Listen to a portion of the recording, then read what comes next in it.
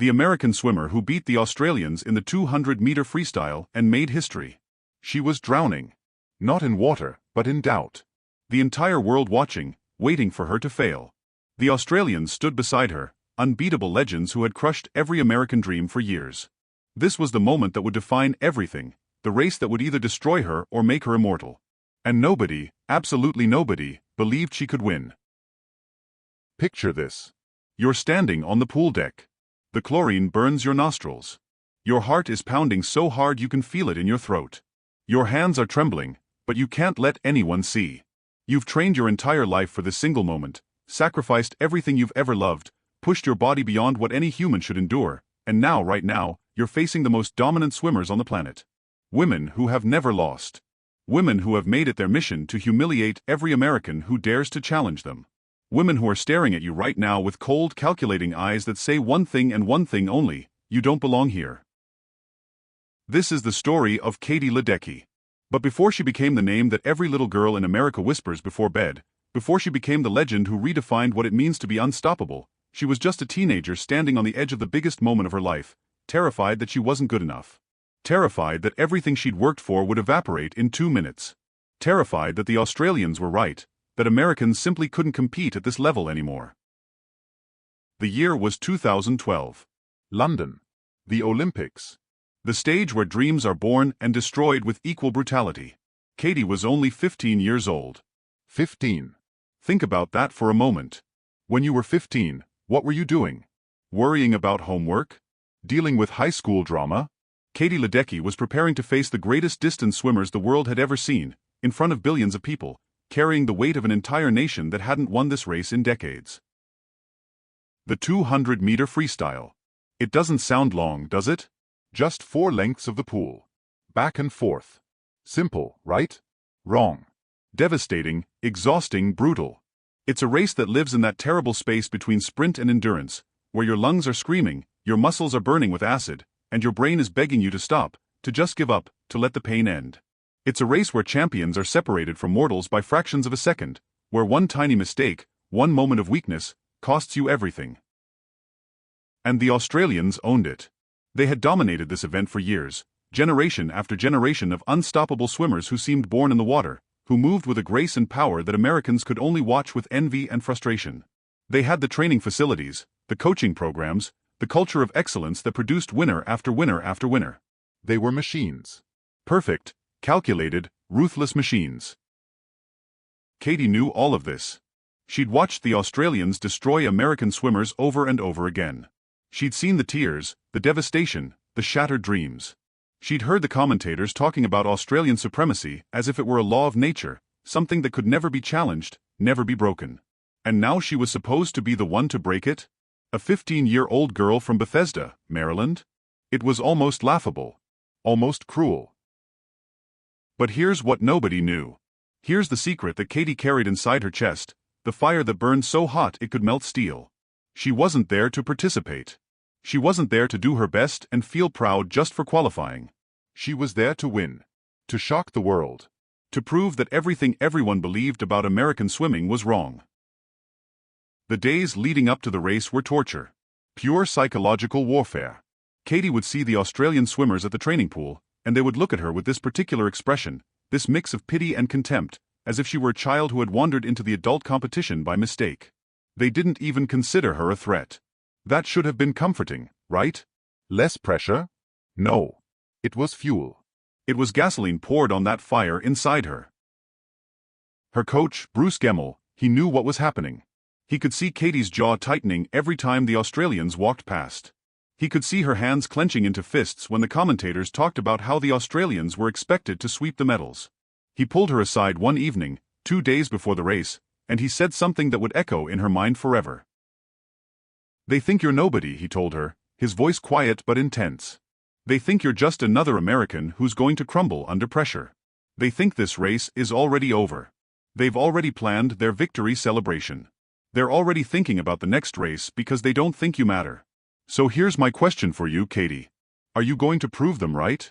Or are you going to make them remember your name for the rest of their lives?" Katie didn't answer. She didn't need to. The look in her eyes said everything. She was going to war. The night before the race, Katie couldn't sleep. She lay in the Olympic Village bed, staring at the ceiling, running through every possible scenario in her mind. She visualized the start, the dive, the first stroke. She felt the water against her skin. She heard the roar of the crowd. She saw the Australians beside her, powerful and fast. She saw herself falling behind. She saw herself losing. And then she saw something else. She saw herself pushing harder than she'd ever pushed before. She saw herself refusing to accept defeat. She saw herself touching the wall first. But visualization is one thing. Reality is something completely different. And the reality was that the Australian team had been preparing for this moment with scientific precision. They had analyzed every competitor, studied every technique, calculated every possible variable. They knew exactly how fast they needed to swim to win. They knew their competition inside and out. Except for Katie. They had dismissed her as irrelevant, not worth the analysis time. That was their first mistake. It would be their last. Race day arrived with the weight of destiny. Katie woke up with her stomach in knots. She tried to eat breakfast but could barely swallow. Everything felt surreal, like she was moving through a dream. Or a nightmare. The hours crawled by with agonizing slowness. Every minute felt like an hour. Every hour felt like a day. The waiting was almost worse than the race itself. This terrible suspended animation where fear and anticipation twisted together into something almost unbearable. She got to the aquatic center early. The building was already packed with spectators, the noise building like a physical force. She could feel the energy in the air, electric and dangerous. This was the Olympics. This was the pinnacle. There were no second chances here. No do-overs. You either became a legend or you became a cautionary tale. In the ready room, Katie sat with the other competitors. The Australians were there, of course. They looked calm, relaxed even, chatting casually with each other as if this were just another training session. They radiated confidence. No, more than confidence. Certainty. They knew they were going to win. It was written in every gesture, every expression. One of them even glanced at Katie and smiled, a friendly smile that somehow felt like the most insulting thing possible, because it said, "Good luck, kid. You're going to need it." Katie's hands were shaking. She clasped them together to make it stop, but it didn't help. Her coach had told her that nerves were normal, that even the greatest athletes felt fear before big races. But this wasn't normal nervousness. This was primal terror. This was the feeling of standing on the edge of a cliff, looking down into an abyss, knowing you're about to jump. The official called them out to the pool deck. The roar of the crowd hit like a physical wall. Thousands of people screaming, waving flags, the chaos of humanity focused on this one pool, this one race. The cameras were everywhere. Katie knew that back home, millions of Americans were watching, hoping, praying that somehow, someway, she could pull off a miracle. The pressure was crushing. She walked to her lane. Lane 4. The middle lane. The lane reserved for one of the favorites. Except she wasn't a favorite. The seeding had been based on her qualifying times, which had been fast, surprisingly fast, but everyone assumed it was a fluke, a good day that she wouldn't be able to replicate when it really mattered. The Australians were in lanes 3 and 5. Right next to her. She could see them in her peripheral vision, these tall, powerful women with shoulders like swimmers should have, with the physique of champions. Katie was smaller, leaner, still growing into her body. She looked like a child next to them.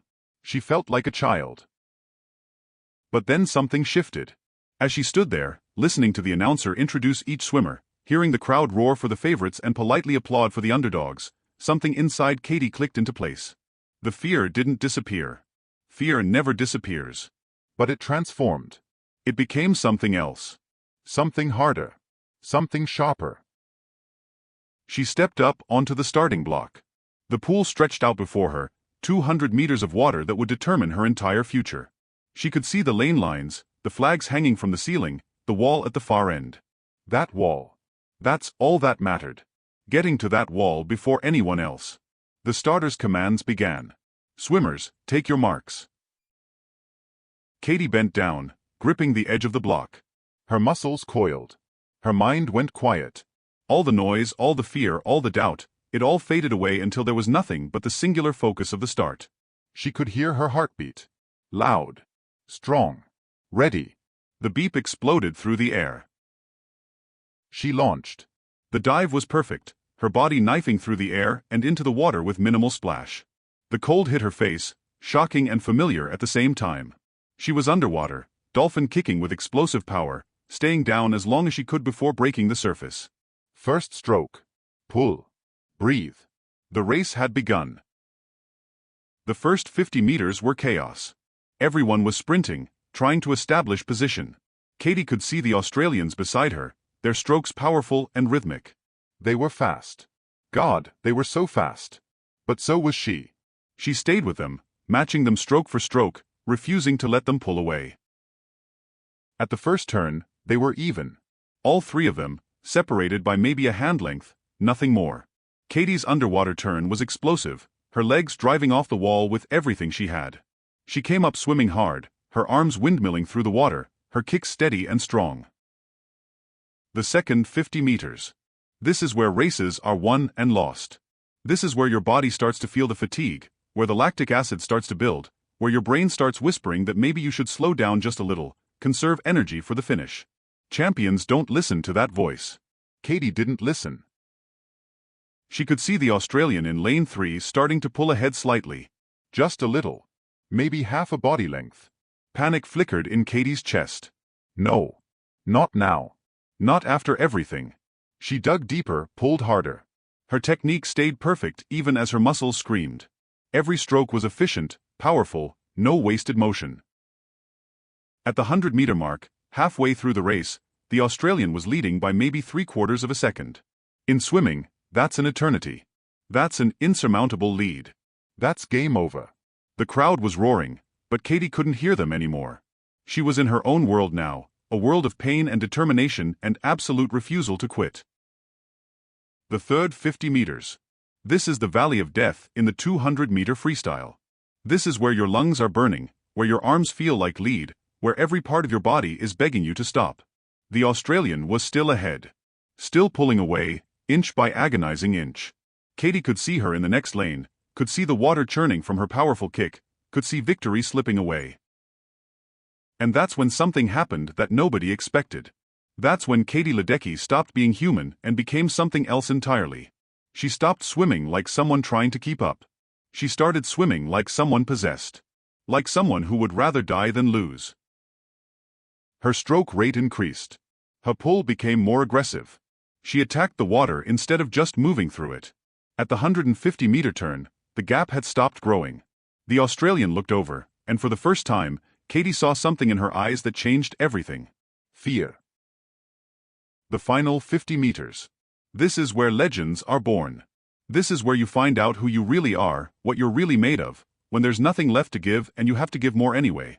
Katie came off that final turn like a missile.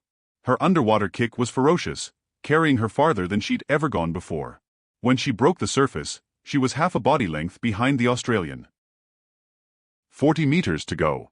The crowd was going insane, sensing something special was happening, something historic. Katie's arms were on fire. Her lungs were screaming. Her legs felt like they were going to fall off. She didn't care. She pulled harder. 30 meters. She was gaining. Inch by inch, stroke by stroke, she was closing the gap. The Australian could feel her coming, could sense the predator behind her. She tried to sprint harder, but she had nothing left. She'd used everything in the first 150 meters, confident that her lead would hold. It wasn't holding. 20 meters. They were even. Side by side, two warriors giving everything they had, leaving nothing in the pool. The water between them was white with the violence of their strokes. This was war. This was beautiful and terrible and everything that makes sports matter. 15 meters. Katie pulled ahead. Just slightly. Just barely. But ahead. She could see the wall now, could see the finish, could taste victory for the first time. But it wasn't over. The Australian wasn't done. She found something deep inside, some reserve of strength, and fought back. They were dead even again. 10 meters. Katie's vision was tunneling. All she could see was the wall. All she could feel was pain.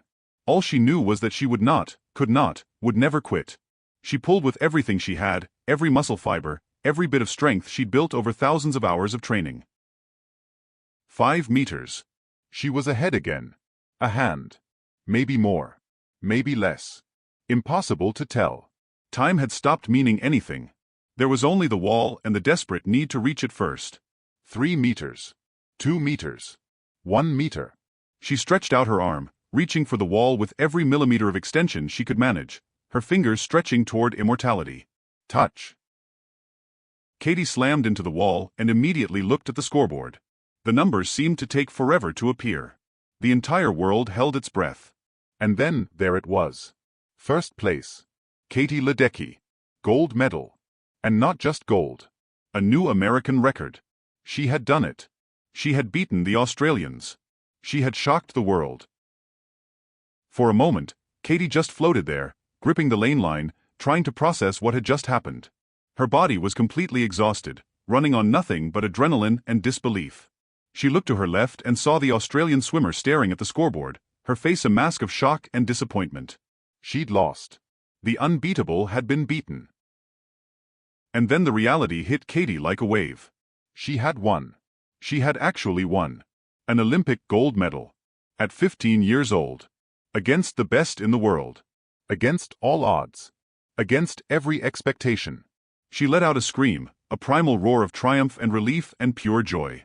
She slammed the water with her fist, sending up a huge splash. The crowd was absolutely losing their minds. The American section was a sea of red, white, and blue, people jumping and screaming and crying with happiness. Her coach was on the pool deck, his hands on his head in disbelief, tears streaming down his face. Her teammates were going crazy, hugging each other, pointing at the scoreboard, unable to believe what they were witnessing. Katie pulled herself out of the pool, and immediately she was surrounded by people. Officials, media, other swimmers, everyone wanting to talk to her, to congratulate her, to be part of this historic moment. But she was looking for one person. Her coach. When she found him, she ran to him and collapsed into his arms, sobbing. Not from sadness, but from the overwhelming release of emotion, the culmination of everything she'd worked for, everything she'd sacrificed, everything she dreamed about. "You did it," he kept saying, his voice choked with emotion. "You actually did it. I knew you could. I always knew." The medal ceremony was a blur. Katie stood on the top podium, the gold medal heavy around her neck, the American flag rising behind her as the national anthem played. She tried to maintain her composure, tried to look dignified and Olympic, but she couldn't stop smiling. Couldn't stop the tears from rolling down her cheeks. This was the moment every athlete dreams of. This was perfection. But here's what makes this story even more remarkable. Here's the part that most people don't know, the secret that makes Katie's victory even more impressive. In the hours before the race, she had received a text message from her grandmother, who was battling cancer back home. The message was simple: "Make me proud, sweetheart. Show them what Americans are made of." Her grandmother never got to see Katie win that race. She passed away 3 hours before the starting gun fired. Katie didn't know until after the medal ceremony. When they told her, she broke down completely, collapsing into a chair in the media room, her gold medal still around her neck, sobs racking her entire body. The race hadn't just been about beating the Australians. It had been her final gift to the woman who had taught her to swim in the backyard pool when she was 3 years old. The woman who had driven her to practice at 5 in the morning for years. The woman who had believed in her when nobody else did. Katie had swum that race carrying her grandmother's spirit with her, and she hadn't even known it.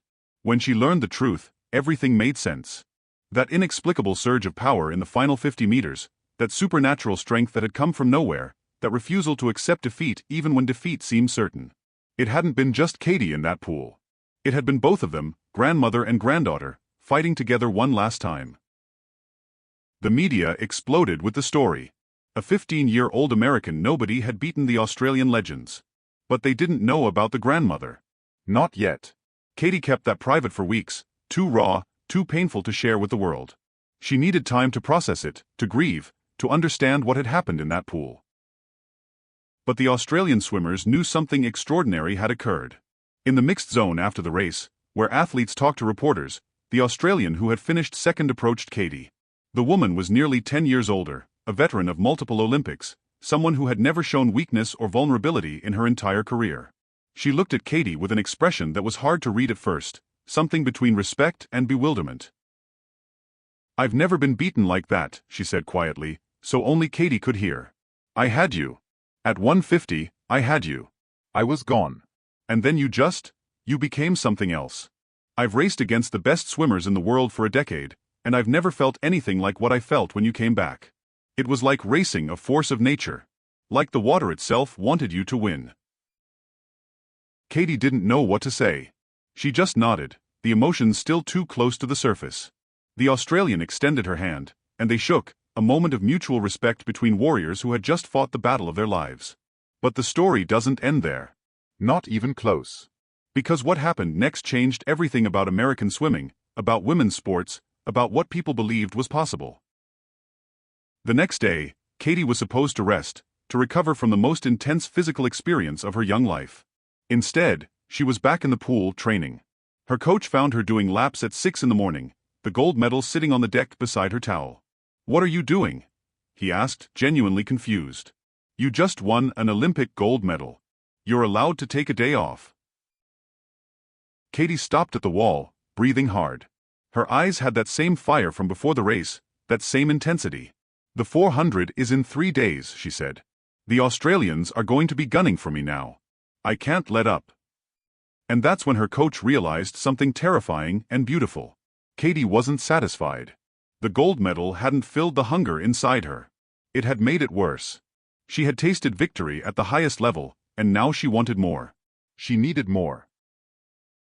The 400-meter freestyle was an entirely different beast. Twice as long as the 200, twice as brutal, twice as unforgiving. The Australians had dominated this event even more completely than the 200. They had the world record. They had the Olympic record. They had everything. And they were angry.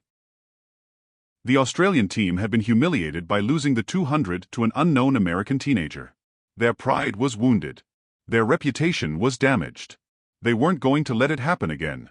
They trained with a vengeance, preparing specifically to destroy Katie, to prove that her victory had been a fluke, a one-time miracle that would never be repeated.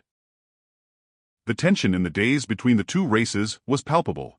Every time Katie and the Australians were in the same training pool, you could feel the animosity crackling in the air. They would deliberately swim in the lanes next to her, trying to intimidate her, trying to make her doubt herself. They would finish their sets and look at her with cold, calculating eyes that said, "You got lucky once. It won't happen again." Katie's teammates were worried. They had never seen this level of psychological warfare before. The Australians were playing mind games at a professional level, trying to break Katie's confidence before the race even started. They would make comments in the ready room, just loud enough for Katie to hear, about how 400 meters was a real race, not like the sprint of the 200. They would talk about their training times, their preparation, their absolute certainty that they would win. But Katie had something they didn't understand. She had already faced her worst fear and conquered it. She had already been to hell and back. What could they possibly do to her that was worse than swimming the race of her life while her grandmother was dying? What intimidation could compare to the pressure of the entire nation expecting her to fail? The night before the 400-meter final, Katie did something unexpected. She wrote a letter to her grandmother. She poured everything onto the page, all the grief, all the gratitude, all the love. She wrote about the 200-meter race, about how she had felt a presence with her in the water, about how she knew her grandmother had been there. And then she wrote something else. A promise. "Tomorrow I'm going to race again. The Australians think they're going to beat me. They think the first race was luck. They think I'm scared. But I'm not scared anymore, Grandma. You taught me that fear is just another opponent to beat. Tomorrow I'm going to show them what you showed me. That love is stronger than fear. That heart is stronger than talent. That Americans don't back down, ever. Watch over me one more time. Help me fly. I love you forever." She folded the letter and put it in her bag. She didn't know why, but it felt important to have it with her, to carry those words to the pool. Race day arrived with a different energy than the 200. The stadium was even more packed, the anticipation even higher. Everyone wanted to see if Katie could do it again, if the first victory had been real or a beautiful anomaly. The Australian media was predicting a crushing defeat for Katie, writing articles about how their swimmers had analyzed her technique, identified her weaknesses, and prepared the perfect race strategy to neutralize her. In the ready room, the atmosphere was toxic. The Australians weren't even pretending to be friendly anymore. They sat together, whispering to each other, occasionally glancing at Katie with expressions that ranged from contempt to pity. One of them, the world record holder, actually laughed when Katie walked in. Not a friendly laugh. A dismissive laugh that said, "You don't belong here with us." Katie sat alone, her headphones on, but she wasn't listening to music. She was listening to nothing, just using the headphones as a barrier, a way to block out the world. Her heart was pounding. Her hands were shaking again. The fear was back, just as strong as before, maybe stronger because now she had something to lose. She was the 200-meter Olympic champion. If she lost this race, people would say she was a one-hit wonder, that the Australians were right, that she'd gotten lucky. But then she remembered the letter in her bag. She remembered her grandmother. She remembered who she was and why she was here. The fear didn't go away, but it became manageable. It became fuel. The walk to the pool deck was the longest walk of her life. Every step felt heavy, weighted with expectation. The crowd was roaring, a wall of sound that was almost physical. She could see American flags waving, could hear people chanting USA, USA, could feel the hope and faith of millions of people resting on her shoulders. She got to her lane. Lane 4 again. The Australians were on either side of her again, a deliberate seating that felt like the universe setting up a rematch, a chance for revenge or redemption depending on who you were rooting for. Katie looked down at the water. 400 meters. 16 lengths of the pool. 8 minutes of absolute agony. 8 minutes where she would have to push harder than she'd ever pushed, suffer more than she'd ever suffered, and somehow still find a way to win. The starter called them up. Katie stepped onto the block. She could hear her coach's voice in her head, going over the race strategy they'd planned. Start strong but controlled. Build through the middle. Save something for the last 100. Don't let the Australians get too far ahead. Trust your training. Trust yourself. Swimmers, take your marks. Katie bent down, gripped the block. Her entire body was tense, coiled, ready to explode. She could feel the Australian swimmers beside her, could sense their confidence, their certainty that this time would be different. The beep sounded. Katie launched into the water like a missile. The dive was even better than the 200, her entry clean and powerful. She came up swimming with aggression, her strokes long and strong. The Australians were right with her, all three of them matching pace for pace. The first 100 meters was fast. Faster than the race plan. Katie knew she was going out too hard, knew she was risking burning out before the finish, but she couldn't help it. The adrenaline was too strong, the competitive fire too hot. She hit the 100-meter mark in world record pace, the crowd going absolutely insane. But the Australians were still with her. All of them. This wasn't like the 200 where she'd been able to separate from the field. This was a dogfight, multiple swimmers all capable of winning, all refusing to give an inch. The second 100 meters was where the race really started.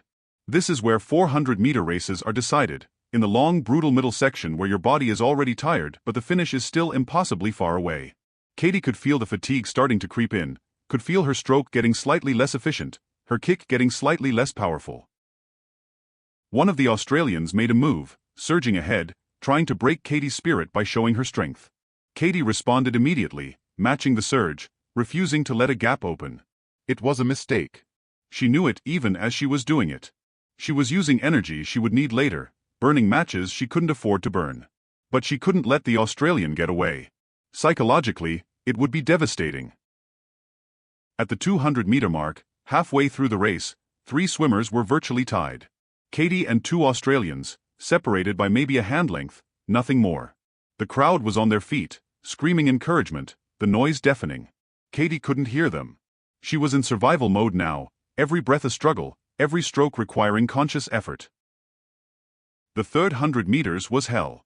Pure, unadulterated suffering. Katie's arms felt like they weighed 1,000 pounds. Her lungs were burning so badly she thought she might vomit in the pool. Her legs, which had been her secret weapon, were starting to feel heavy. The kick that had powered her to gold in the 200 was beginning to fail. And the Australians could sense it. Like sharks sensing blood in the water, they could feel Katie weakening. One of them, the world record holder, started to pull away. Just a little at first, maybe a quarter body length. But at this level, a quarter body length might as well be a mile. At 250, the Australian was ahead by half a body length. Katie was in second, but barely. The other Australian was right on her hip, waiting for her to crack so she could move into the silver medal position. Katie was being hunted from ahead and behind, trapped in a nightmare scenario. Her coach was on the deck, pacing frantically, shouting encouragement that Katie couldn't hear. Her teammates were screaming. The American section of the crowd was going crazy, begging her to find something extra, to somehow dig deeper. But there was nothing left to dig into. She was empty. Completely and totally empty. At 300 meters, with 100 to go, the Australian had extended her lead to a full body length. It was over. Everyone could see it. The commentators were already talking about how valiant Katie's effort had been, how she'd given everything but just didn't have enough to beat the Australians in the longer distance. Katie could see the wall at the far end of the pool. 100 meters. 4 lengths. It looked a million miles away. The Australian ahead of her was swimming strong, her technique still clean, clearly having more left in the tank. Katie was dying, drowning in exhaustion and pain. And that's when she heard it. Not with her ears, but with something deeper. A voice. Her grandmother's voice. As clear as if she were standing on the deck beside her. "Don't you dare quit, Katie. Don't you dare." Katie's eyes filled with tears, mixing with the pool water and chlorine. She thought about her grandmother, about the letter in her bag, about the promise she'd made. She thought about everything her grandmother had taught her, about perseverance and courage and never, ever giving up even when giving up seemed like the only rational choice. And she found something. Deep down in a place she didn't even know existed, she found one last reserve of strength. It wasn't physical. There was nothing physical left to give. It was something else. Something spiritual. Something that transcended muscle and bone and biology. With 75 meters to go, Katie changed. Her stroke, which had been laboring and struggling, suddenly smoothed out. Her kick, which had been barely contributing, came back to life. It wasn't that she got faster. It was that she stopped getting slower. She stabilized while the Australian ahead of her, confident in her insurmountable lead, started to fade. 50 meters to go. The gap stopped growing. The Australian looked to the side, checking her lead, and her eyes widened. Katie was still there. Still fighting. Still coming. 40 meters. Katie was gaining. Not much. Fractions of a second per stroke. But gaining. The crowd, which had been in mourning, suddenly came back to life. They could see it happening. They could see the impossible unfolding in front of them. 30 meters. The Australian realized she was in trouble. She tried to sprint, tried to put Katie away once and for all, but she had nothing left. She'd used everything building her lead, confident it would hold.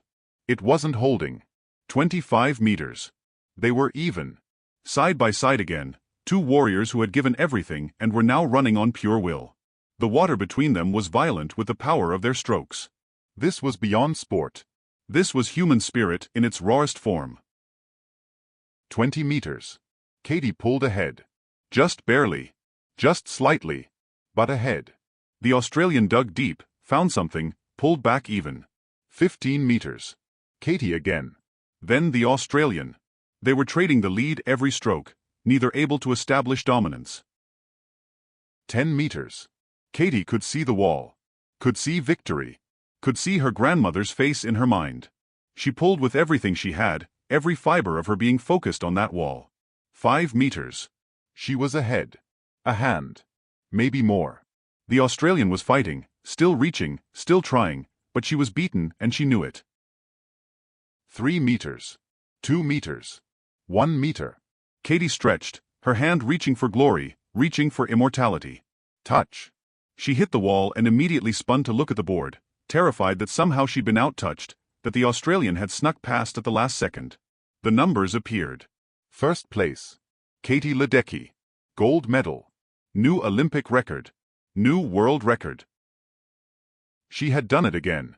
Not only had she beaten the Australians, she had destroyed the world record that everyone thought was untouchable. At 15 years old, she was now the fastest woman in history at the 400-meter freestyle. Katie let out a scream that seemed to come from her soul. She pounded the water, crying and laughing at the same time, unable to process what had just happened. The crowd was in absolute chaos, people jumping and screaming and embracing strangers. The American swimmers were going berserk, diving into the warm-up pool in their clothes, completely losing their minds. The Australian who had come in second was still at the wall, gripping the lane line, staring at the scoreboard in complete disbelief. She had given everything, had swum the race of her life, had broken her own personal best, and it hadn't been enough. She looked over at Katie, and this time there was no contempt, no dismissiveness. Just pure respect. She reached across the lane line and grabbed Katie's hand. "You're special," she said, her voice shaking. "I've been swimming for 20 years, and I've never seen anything like that. You died out there. I saw it. You were done at 300 meters. But you came back from the dead. That's not normal. That's not human." Katie couldn't speak. She just nodded, still crying, still overwhelmed. She pulled herself out of the pool and immediately looked for her coach. He was already there, and when they embraced, he was sobbing just as hard as she was. "Your grandmother was here," he said into her ear. "I felt her. In that last 100 meters, she was here." Katie nodded against his shoulder. "I heard her," she whispered. "She told me not to quit." The medal ceremony for the 400 was different from the 200. When Katie stood on the top podium this time, she wasn't crying from joy and relief. She was crying from grief and gratitude. She looked up at the ceiling, at the lights, at the sky beyond, and she mouthed 3 words: "This was yours." The American flag rose. The national anthem played. And Katie Ledecky, at 15 years old, had become the most dominant female distance swimmer in Olympic history. 2 gold medals.